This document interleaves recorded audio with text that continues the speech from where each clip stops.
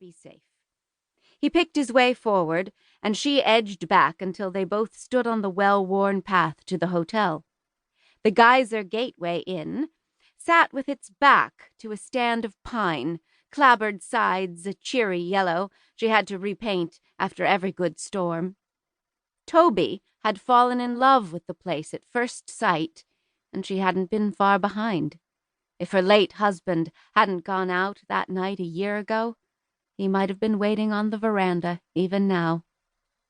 But he would never have confronted people with a rifle. For Toby, life had been about boundless enthusiasm.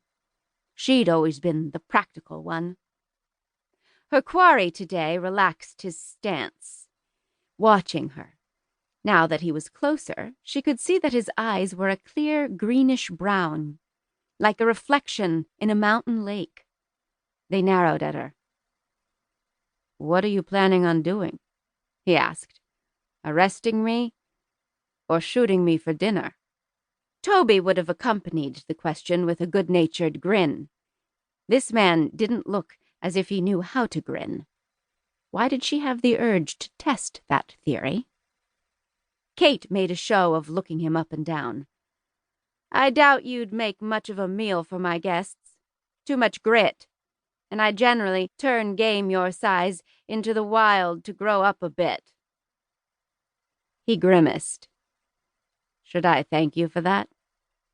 Despite herself, Kate smiled. "No need. All part of the service at the Geyser Gateway."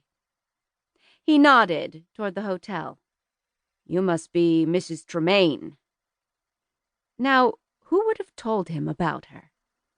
She'd had a single conversation with his superior, who had graciously allowed her to keep her concession, for now. She hadn't been sure about Captain Harris when he'd ridden into the park at the head of Troop M.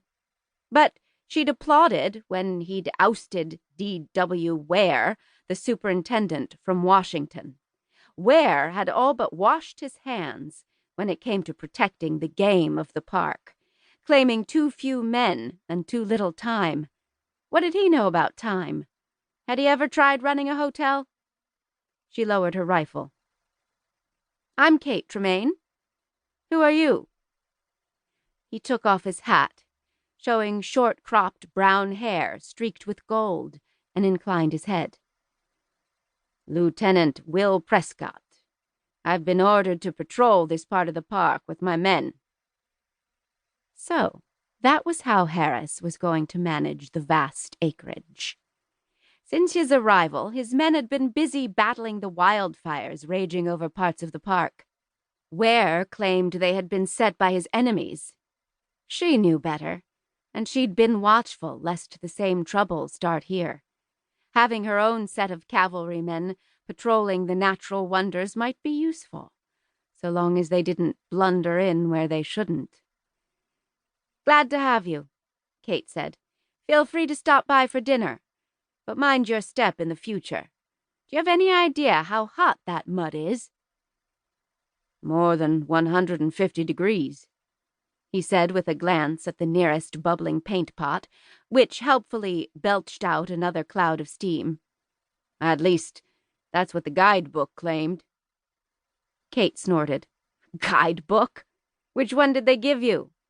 Wiley isn't too bad, though you have to watch his directions or you could end up going over the falls. Don't get me started on Dabney. That man hasn't moved off his sofa in 30 years, much less toured Yellowstone."